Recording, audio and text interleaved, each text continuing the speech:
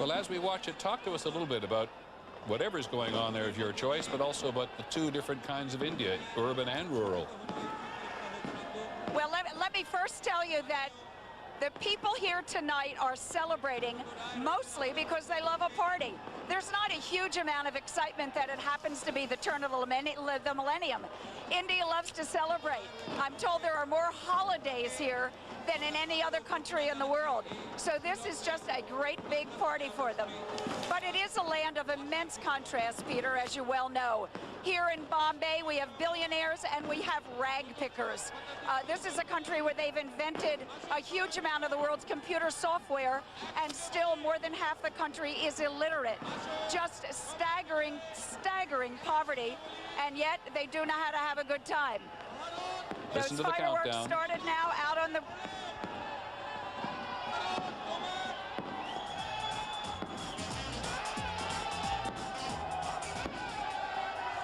And so India passes into the new millennium as well. This country that really had its greatest midnight only a couple of years ago when it celebrated its independence.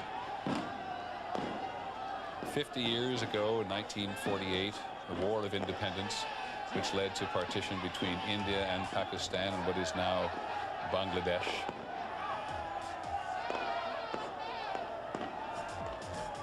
And Peter, if I might add a very curious thing about the Hindi language, which is spoken by the majority of people here, although of course there are about 18 official languages, but in Hindi, the word yesterday is the same as the word for tomorrow. A very different sense of time from what we have in America. What are we looking at in terms of a physical structure, Lynn? You are looking at the Gateway of India, Peter. This is, curiously, a relic from the monarch. This was built at the beginning of this century, or now I should say the last one, 1911, to commemorate the visit by King George V, then the ruling monarch. Of course, India, as you say, now independent, the world's largest democracy, and it's just fine with them to be celebrating by a structure that was built by and to commemorate the British. That's okay. Nobody minds that the British were here as long as they've got their independence now. And India got its independence in Britain, as we said, in 1947, and they've just had a very tough negotiation about a hijacking situation up in Afghanistan. Has that settled well with the people, the fact that India helped to resolve this as it did? Peter, all the opinions are not in yet. I will tell you that while I was here, as you know, covering it during this week, and there was immense emotion about that issue. The people wanted, the Indians wanted their passengers back. They wanted their plane back. They are furious at the hijackers. There is a strong sense of continuing to fight for Kashmir. So I don't know how it's going to work since those 3 militants were released. This has yet to play out in the press and among the people.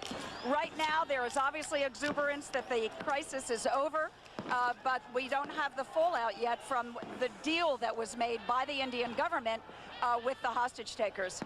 When we sent Lynn to India for this celebration, we also asked her to talk about population as well. Lynn, would you like to take us in that direction?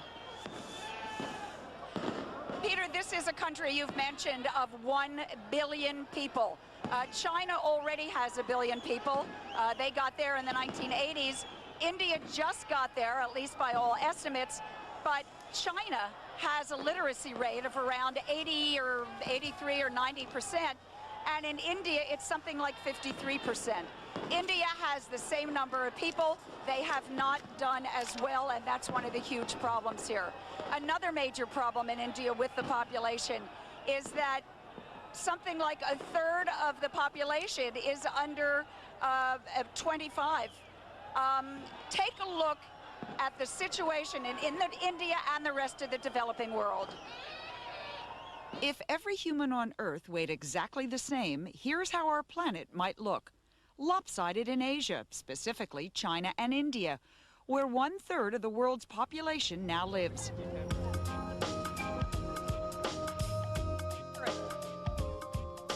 It took the world 3 centuries until 1800 to grow to 1 billion. But it's taken India and China only 3 decades to get their populations to 1 billion each. By 2050, India is expected to add another 500 million, making it the most populous country on the globe. And that threatens already dwindling resources. Many of these countries, including India, are simply outrunning their water supplies. Water shortages will translate into food shortages, and that in turn could increase malnutrition and hunger, and especially infant mortality. More people also means more cities. Half the world is expected to live in urban areas within 5 years. And more pavement means less open land, less space for the other creatures on our planet. But India has actually started to slow its rate of growth, bringing fertility rates down. In the middle of the 20th century, Indian women on average had about 6 children per woman. Today they have 3. That's both because Indian women, especially young Indian women, want smaller families than their mothers had, and it's also because the government has been at least modestly successful in providing good family planning services to the people of India. Ironically, when family planning is too successful, falling birth rates can lead to equally gloomy predictions.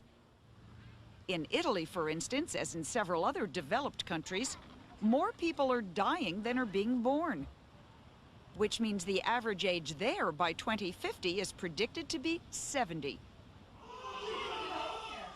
The goal, experts say, to reach a stable society is for each couple to reproduce itself, 2 parents, 2 babies. That happens to be precisely where the United States is today. In other words, demography is not destiny. Societies can change. The question is, can those facing the biggest challenges change fast enough to make a difference? Where is that? And so we get a look at the burdens of population and the challenges of population in the next century. I want to go back to Lynn Sher very briefly in India. Lynn, that celebration that we've been watching behind you, I apologize for still being confused, is out in the harbor, out in the Bay of Bombay? No, not this one, Yes, the one that we've been watching on videotape. That is right behind me in the Arabian Sea. It's in the harbor, right behind the gateway of India. To get your bearings, I know you've been here lots, the Taj Mahal Hotel, which supplied the fireworks, is essentially where I'm standing. Right behind me is the large public space. Right. The gateway is behind my right shoulder, the Arabian Sea behind my left. That's what's going on back there. Okay, thanks very much. Apologize for my confusion. Lynn Sher, by the way, is going to chat live from Bombay on abcnews.com. Lynn, this is your first visit to India. I want to know what your most powerful impression is. The answer is the number of people. It's staggering. It's so hard to wrap your mind around the fact that there are this many people almost everywhere, Peter. This country adds 20 million people a year. That's the size of Australia. 50,000 new babies a day. You see it in the cities. You see it in the countryside. This is a very, very large train to start to turn around. It's happening, but it's going to take a while. Peter? Okay, Lynn, thanks very much for a wonderful job in India. What a place to celebrate the new millennium, looking at the past and the future. In terms of population, I want to talk just a little bit with someone who's a student. Byron Bay, I imagine, because they thought they were going to be the first spot in Australia to see the sun, but because of the curvature of the Earth at this time of year, in fact, it's Tasmania, because the sun's not directly east, it's southeast. Yes, although I would say by this time in the morning in Byron Bay, they're having such a good time there. They're not worrying too much. I think they would have been having a good time in Byron Bay.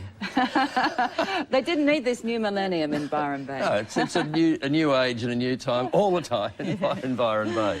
And in about 20 minutes, we're actually going to be going to the Sydney Opera House for a performance as the sun rises in the Olympic City. But right now, live from Cape Town's Tabletop Mountain, South African artist Vicky Sampson is about to sing African Dream.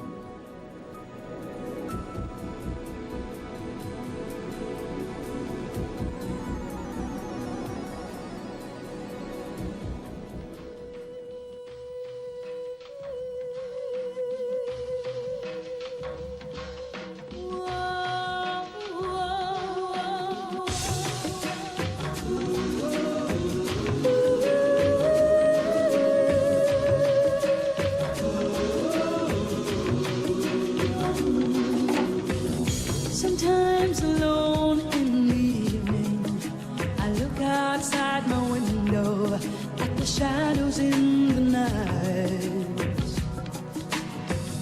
I hear the sound of distant crying, the darkness multiplying, and weary hearts deny.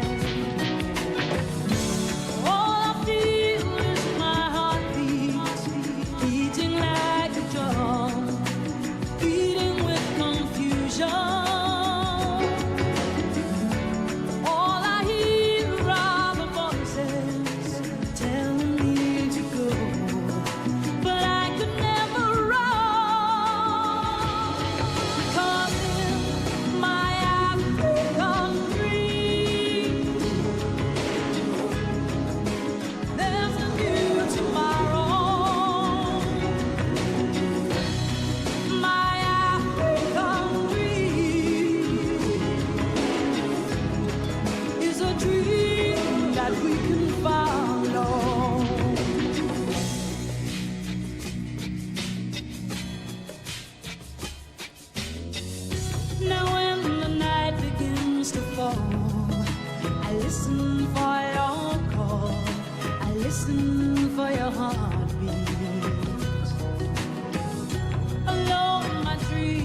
Just a dream, another false illusion, a shadow in the night. All I want is for our hearts to be beating just as one, to silence the confusion. Then the pain and the illusion will disappear again, and we will never. My African dream.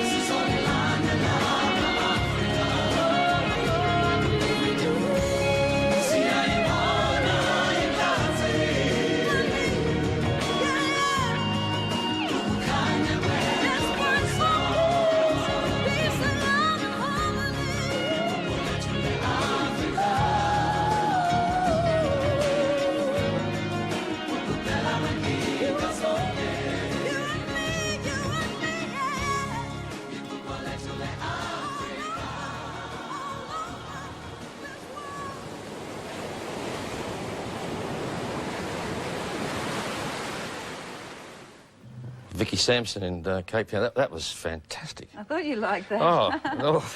It's so Shivers cool up the and spine stuff. I'm an old jazz rock freak from way back, and that was lovely. But I jotted down a couple of one line: no more wars and no more anger. I mean, you know, if singers can sing that sort of stuff, why can't the rest of us actually do it? Yes, not a bad thing for the new millennium.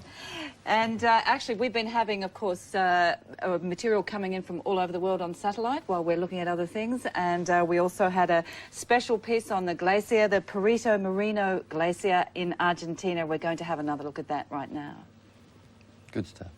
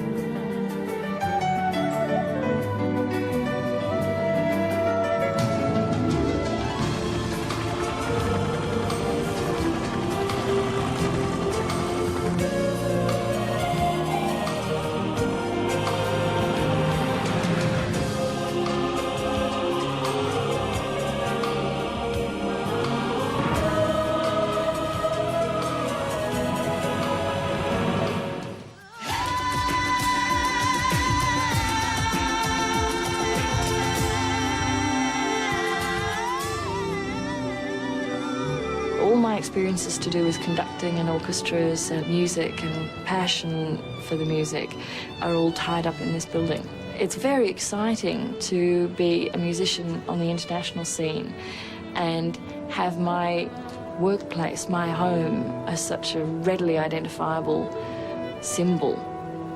I'm part of that very fortunate generation that was growing up in Sydney as the Opera House was growing up. So watching Bennelong Point transform into this extraordinary artwork is something that for me defines the first 11 years of my life. Just the genius of building this extraordinary opera house on a point surrounded by water where it's reflected and the light is reflected in the sails, and it sometimes looks like it's just going to break loose from the rest of the city and sail out into the harbour.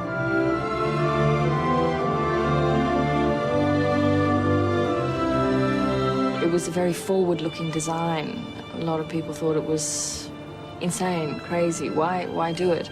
And yet it's a building that more than any other has really put us on the map. The daring of the design and the fact that it is so unique for me does represent something about Australian culture and Australian life. It's, take a risk, do something that people might think is impossible, but give it a go.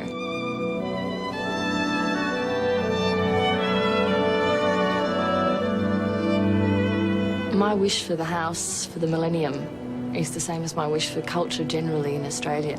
We're a nation very well known for our sports, and rightly so, and I'm the first one there cheering, sitting up all night watching the cricket.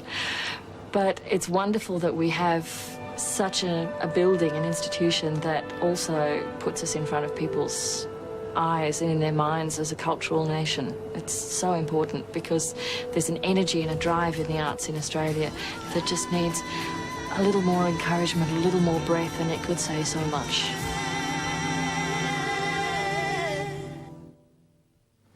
Simone Young, she's quite an Australian, isn't she? She's fantastic. She's a great role model too, you know. Yeah. One of the world's very few famous young female conductors, as well as being just a terrific person. And a cricket nut.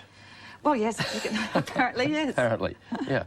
The music's been absolutely amazing. We're putting together a highlights videotape, which will be available in about a week's time, I think, for people to grab onto. And I think you know, Simone will probably make that, I would imagine. A special one on Australian. The Australian content, yes, yes. We might have to put a world content one together too, I think. It'd be a long one. Yes, it would. Yeah. Well, we've seen some people doing amazing things, hanging off various parts of the Opera House in the last 12 hours or more, or less than 12, but getting close to 12 during the broadcast.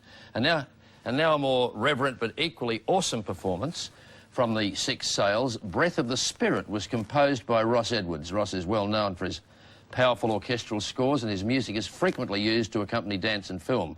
He wrote the music for Bruce Beresford's celebrated film Paradise Road, for instance. He's also noted for the way he celebrates Australia's cultural and ethnic diversity, which we see in Ross's choice of instruments. Tell me how to say shakuhachi. Shakuhachi. Got it right. Or Japanese bamboo flute, played by Grandmaster Riley Lee. On saxophone, Sandy Evans, and didgeridoo, Matthew Doyle. And the beautiful voice of 12-year-old Eleanor Baroni will echo from the Sails, and completing the ensemble on terra firma are members from Sydney's Children's Choir and the Sydney Chamber Choir. The work's been especially commissioned by the ABC and the Sydney Opera House for this 2000 Today Millennium event.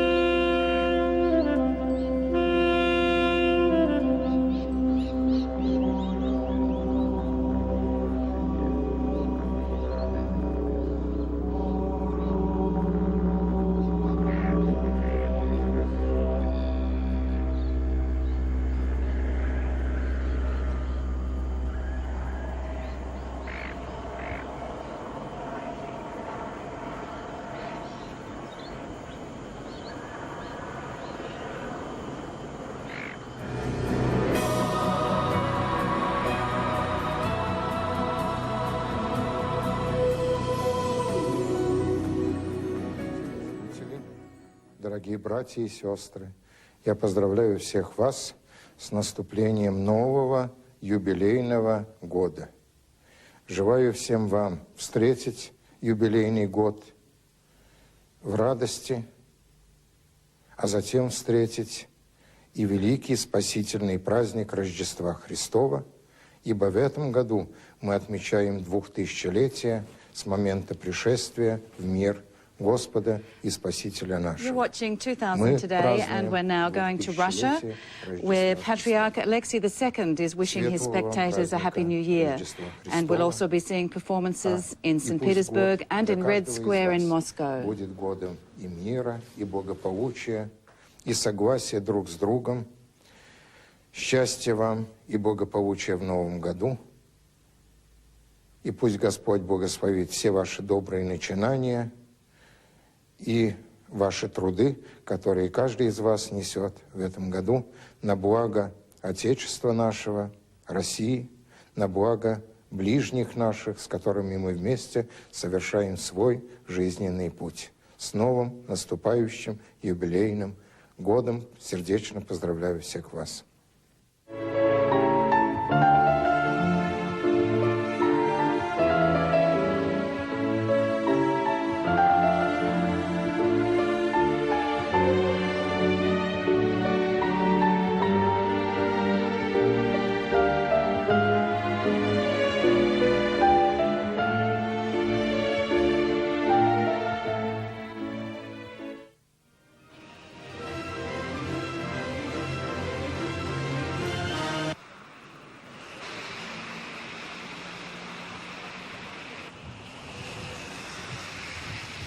Новым годом. Всем желаю счастья, здоровья, успеха в новом 2000 году.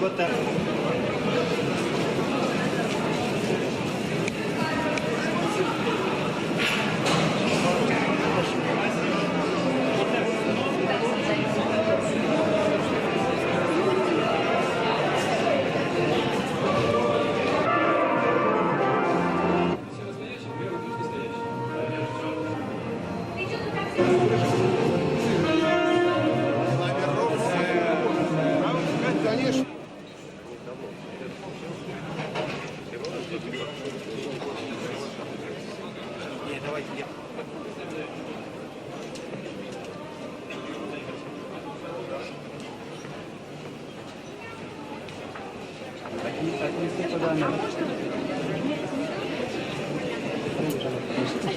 The pictures you're seeing now are from Russia, from St. Petersburg, and with its beautiful buildings.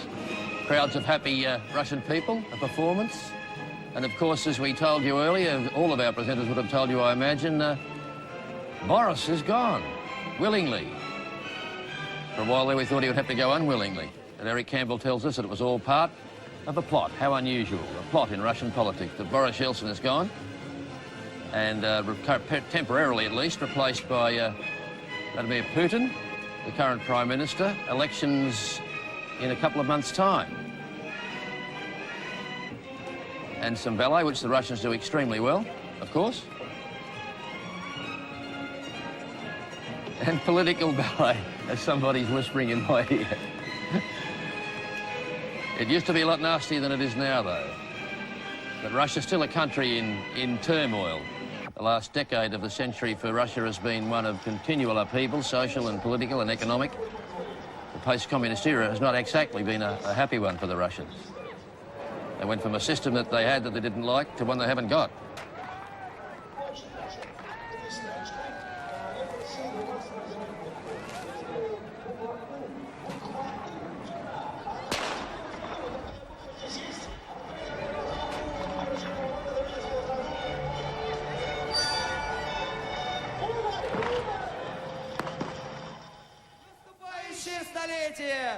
Сейчас остается всего-навсего 10 секунд. Еще сейчас мы им моего крыла! Да, ну-ка давайте еще разочек. Вы! Yes, получается, у нас все получается, остается у нас. Поехали! Миллениум! Да! Все! BBC поехала, ребята! На вас смотрят! На вас смотрят 143 страны! 143 страны видят ваши руки, и сюда, на эту сцену, поздравлять все 143 страны выходит ансамбль популярной музыки «Чеватуха». Поехали! Ребята, давайте руки ваши вверх! Голоса! Кричите, кричите! 143 страны смотрят на вас. «Чеватуха». Поехали! Поехали!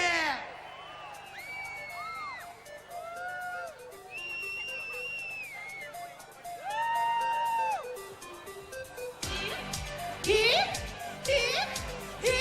поддержите нас!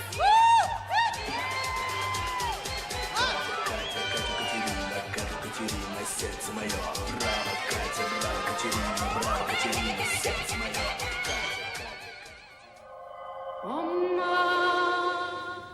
Da Millennium, did you hear that? It's to be hoped that the first decade of the 21st century is a hell of a lot nicer for the Russians, for want of a better word than nice, than the last decade of the 20th century. That was wintry Moscow and St. Petersburg, the Kremlin, Red Square, the lot. And some beautiful cathedrals, many of which, you know, would have been there in the last millennium. So, Indeed. Not everything is new and happening today, is True, it? It's true. amazing. And actually, here on this side of the world, we've got some fantastic music going on. As you know, George, this is a music fest, this It sure millennium is. event. It sure is. And we're going to be hearing some music by Michael Kieran Harvey, who's one of Australia's great young pianists. He's very passionate, a real virtuoso. But first of all, we're going to hear a few of his own thoughts on the millennium.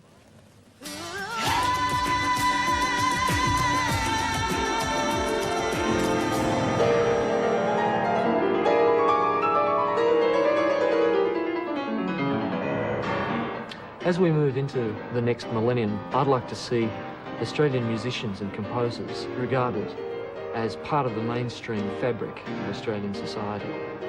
The emphasis that we have at the moment is that the arts, and music particularly, will look after itself. Well, it won't. We need to nurture it as we would nurture any other sort of activity.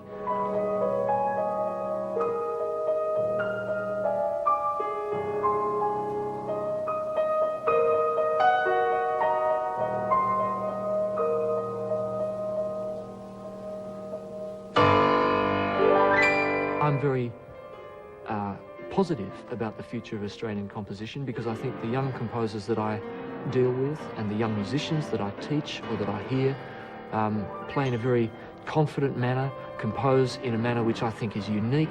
So by staying here and by looking out to the rest of the world, as from a lighthouse or as from a beacon, not as an isolationist, but as a place, a sanctuary where you can create and enrich the rest of the world. That's what I'd like to see younger people regarding Australia as.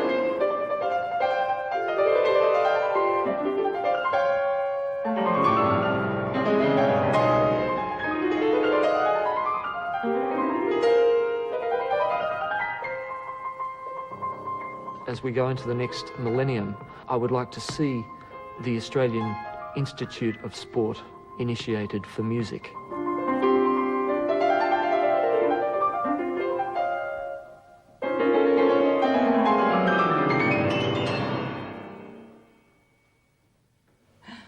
Michael Kieran Harvey. That's quite a Michael Kieran Harvey thing to say about, let's have an Institute of Sport, an equivalent of, with the same power and the same finance. He's a very outspoken and passionate proponent of contemporary music. That piano, that's quite something. Well, that's an extraordinary piano we can be very proud of. It's made by Wayne Stewart, and there's only two in the country. They're known as the Stewart pianos, and they're made from Tasmanian Huon pine. Right. And as a matter of fact, you'd need a real specialist to explain it, but what it does is not only a beautiful thing to play on, and Michael Kieran Harvey adores it, but it also has a certain kind of vibration built into it that is based on quite ancient instruments. It's some reversal of the strings and the way they vibrate.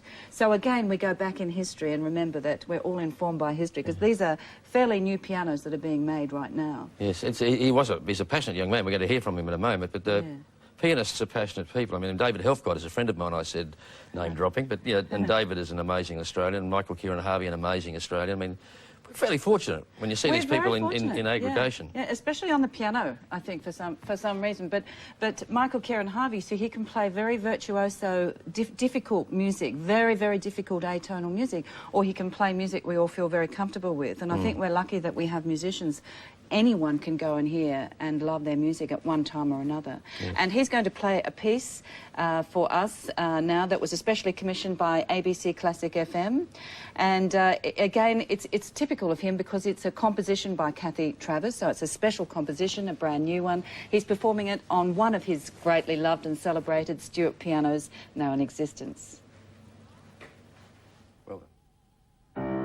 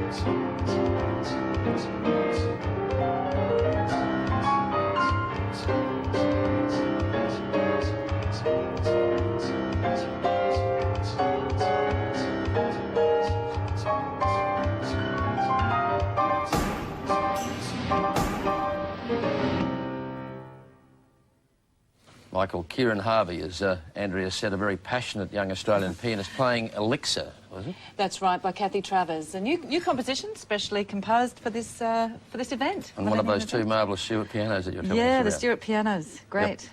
I know we have some more highlights for those of you who are just stumbling home at 6 o'clock in the morning, but you're allowed to on an occasion like this.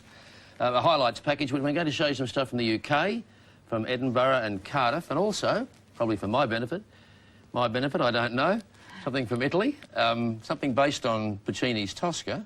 Did you see that during your time in Italy? Yes? In our local square, would you believe? I mean, our local square, we saw the whole world happens in the Italian square and the European square. Went rock and roll the night before, and Puccini's Tosca the next night. That's the way the Italians are. Yeah. It's music, it's got to go in the local square. Yeah. But these highlight packages, I think, are a wonderful idea because people wouldn't have been sitting in front of their television set for the entire time, so going back over things I think is going to be very useful for those people who were doing something else when we were doing this. Fantastic.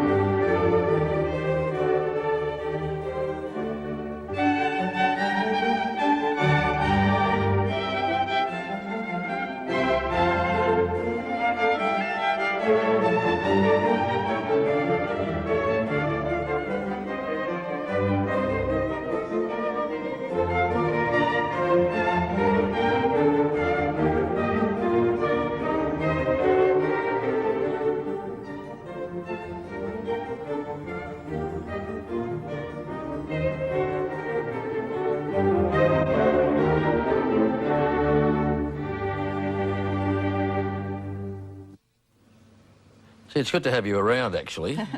Was your Tosca like that in your Italian square? No, everybody was fully clad at all times. It was very respectable. But would Puccini approve of that adaptation? Well, I think of his Puccini work? would probably quite like it because he was a bit on the romantic side. But I think for an Australian eye, it's probably rather flowery and looks a bit High like camp. a parody of a parody. It does. You could say high camp, perhaps in old-fashioned language. But the Italians are getting more and more like that in all sorts of ways. I mean, they used to be stereotypical and very conservative and very conventional and traditional in the way they presented things, but I've noticed in the time I've been there, more and more of that sort of originality creeping in. Really? And what about in your square when they did Tosca? Did they have the real Leaning Tower of Pisa, or did they have that? No, You were no. saying you don't think that was not the real thing? No, the real thing is in fact being held up by gigantic cables at the moment, so it doesn't very rapidly become the X-Tower of Leaning Tower of Pisa. Yeah.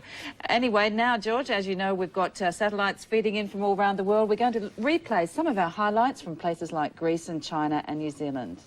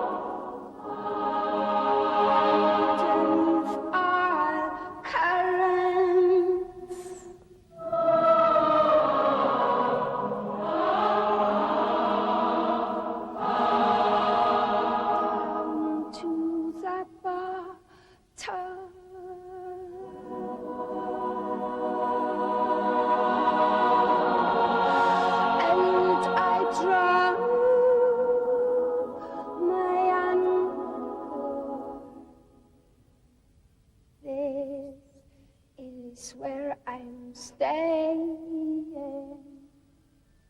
This is my home.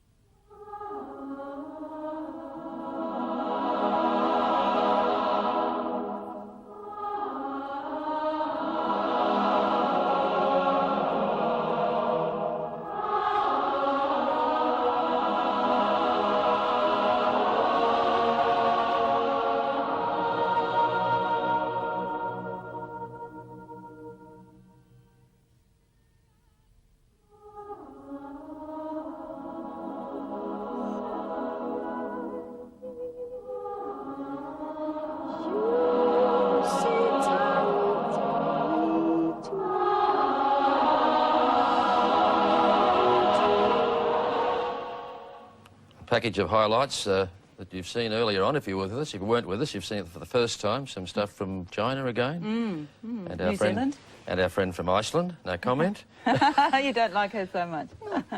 Not entirely. Not her biggest It's a fan. new take on melancholy, let's put it that way. Yes, it is, isn't it? Well, we're going to Sweden now, and my notes here tell me that the Swedish royal children and some of their friends will be Robin, Swedish pop star Robin's audience for this special night, and Mum and Dad, the King and Queen, may pop in fact. So this is Robin at the Stockholm Royal Palace.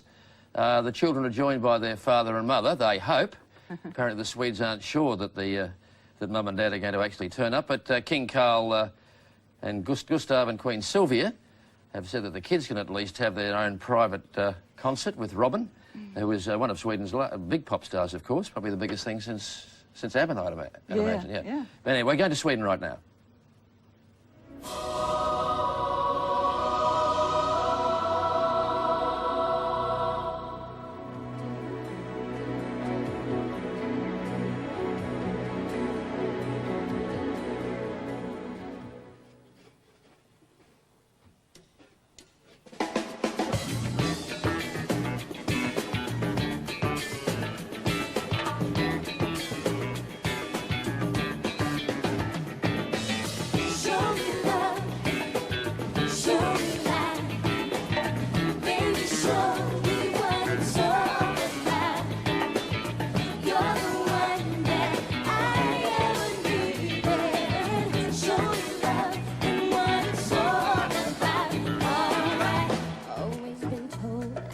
Too much pride to indicate